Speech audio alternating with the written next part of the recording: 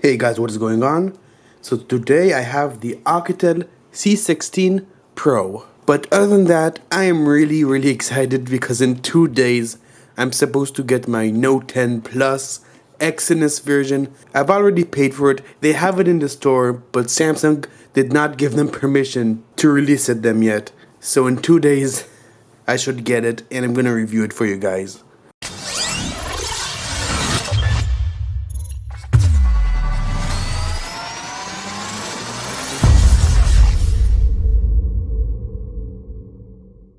So today let's unbox this Alcatel phone. Pretty decent specs, a really tiny battery, 2600 milliamp hours, 5.71 inch display, but we do have a pretty good processor, MTK 6761, which is not bad at all.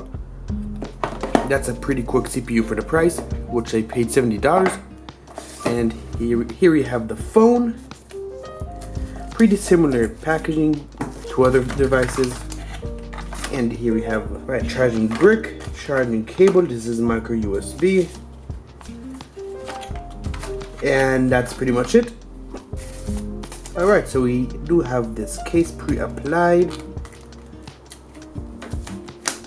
and not surprising, this is plastic. Let's peel this off, and we do have a screen protector over here. Alright, so we do have this covering up the battery, which is not a problem. Okay, sorry that it's hard for you guys to see. I can't really turn on the brightness. But first impressions, phone does feel cheap. This is a pretty cheap plastic feel, but the chin is a decent size for the price. The top area looks pretty good. I'm gonna set this up and get back to you. Okay, so we do get this cool wallpaper. The pre-installed screen protector does have a bit of texture to it, which I'm not a fan of, and also it alters the viewing of the display, but I'm gonna leave it on because I might sell this phone later. Now I did install a few apps, KnifeFit and Geekbench. We're gonna start off with KnifeFit, and I did set the animation speeds to 0.5, so it's gonna be faster. Viewing full screen, got it. Alright. We have 3 gigs of RAM.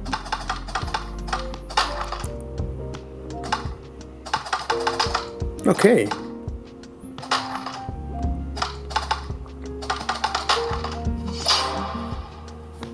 That is pretty quick actually. Like,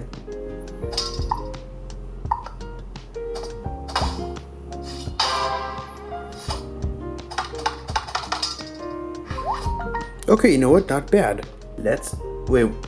Geekbench encountered an error coming again. Okay, yeah, I have had this issue before with some phones. It just wouldn't work, no matter what I tried. But if you had to ask me, the single score would be around 800 and multi-score around 3000, just in case you guys are wondering what the score might be. So we can't do that, and this is how we get the phone with all these icons, QR scan system, all this bloatware. Except for this, the wireless update feature we have right on the home page, and we are up to date. Let's check our latest let's see the latest security patch.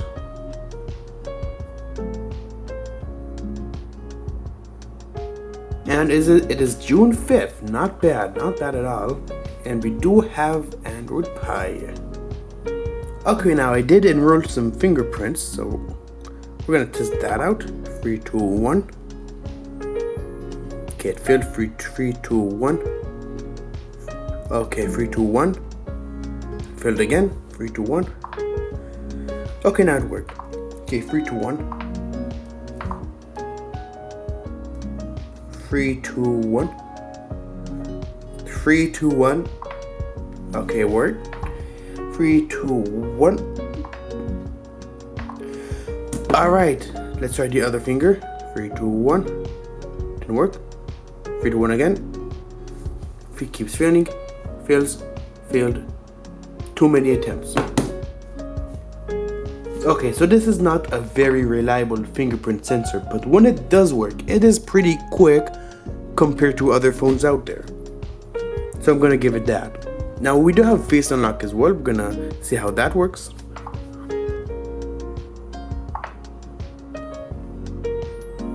Alright, not bad. One more time. Cool. Alright, so face unlock is a bit more reliable, but it really depends how you're holding the phone in order for the fingerprint sensor to work. So you gotta keep it on there. Nope. Again, one more time. Nope, it just... Yeah, you just gotta move it around. Takes a few tries. Anyways, let's try YouTube now. Now what I've noticed is, well, I'm gonna zoom in over here. There's extra dead space around the notch. So you see where the cameras, you see that? So that is pretty bad. Even for the price, I'd expect a slightly smaller notch, and they did all this dead space here for some reason. Okay, we're gonna try some royalty-free music. Now browsing YouTube, all that stuff, typing in loading times, it's pretty fast, pretty decent, like no lag whatsoever. Thanks to our decent chip and 3 gigs of RAM, this phone does feel pretty quick for what you're paying for. Alright, this is pretty new. Let's play this. It doesn't wanna go full screen. Yeah, finally.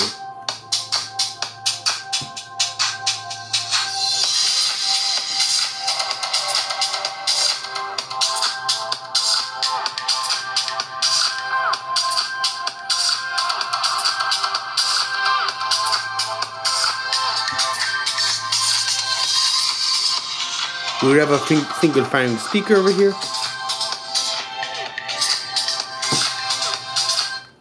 Alright, so here's what I have to say about the speaker. There's no distortion, which is good. It gets pretty loud, like decently loud, but the overall quality is just lacking. And that's normal for these types of phones. I mean, for the price, it's manageable. Like I use that word a lot, manageable. Yeah, I know that. The speakers, it's decent. It's not good. It's lacking in quality, but this phone is $70, so take that however you want. Alright, let's see how the camera is. Alright, so this is how our camera interface looks like. Let's try and flip it over to us, and there I am. Let's take our first selfie. Alright, now let's go outside. Now those close-up pics I took, you really gotta work them. You gotta tap on the screen for it to focus, or else it's not gonna be focused and it's not gonna look good. But the pictures that I really did work for, like the ones of the plants, they turn out really good with this phone if you really try. There's plenty of colors are really accurate. Quality is there. For 8 megapixels, that's pretty good. But I can't say the same thing for the regular photos I took.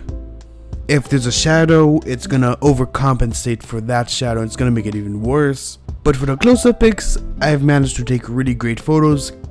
But for regular photos, I can't say the same.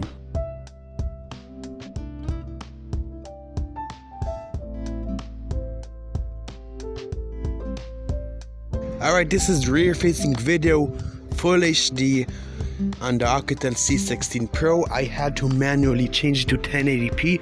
It is set as default into 720p. And yeah, no high hopes for the video.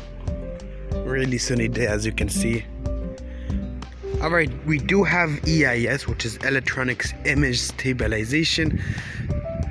I think it actually looks even worse. And it says AE/AF lock, which autofocus is locked.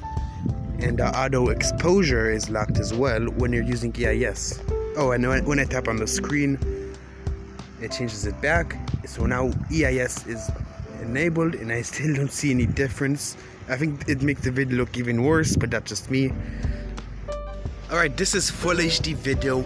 On the front-facing camera, it's set as default to 720p on the front as well, and I changed it to Full HD. And just by looking at the screen, the colors are all wrong.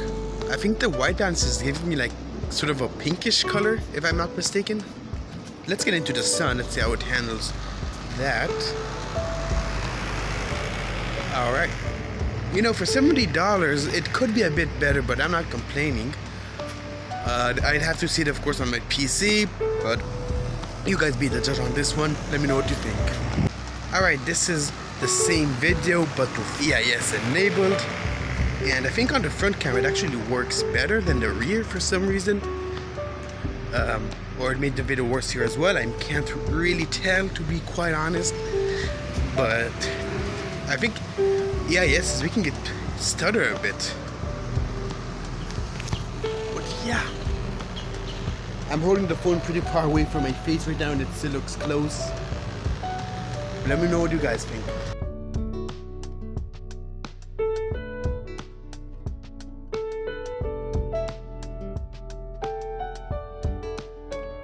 Alright, so we've covered most of the basics. Let's see the extra settings we have that we don't have on other phones. We have a screen record option built into the phone, which is nice, because I really hate those third-party apps and the settings themselves. I can see this is a really quick phone. Oh, it looks like I was recording this whole time. Video saved. You have a scan code feature, which okay, this is like a QR code scanner. Gesture motion, which is not interesting at all. The speed that we have on all these budget phones. So as you can see, very basic specs, and I think that's pretty much it. We covered pretty much all the important basics, all the important stuff. You can see what I was talking about earlier with that notch. It's like they did a notch for the sake of having a notch, nothing other than that. But the screen, I'm just looking at the screen, is really good. It's high quality. I'm moving it to the sides. It's still maintaining its quality like it would with an OLED, which is very impressive. So I'm very happy about that, but the notch situation, they could have done it better. So should you get this phone, now I'm gonna say it this way, there are a lot of budget phones for around $60-$70, and this is one of the good ones. Let me tell you guys, I was skeptical about this phone, but it actually performs quite well. Decent speaker, decent camera.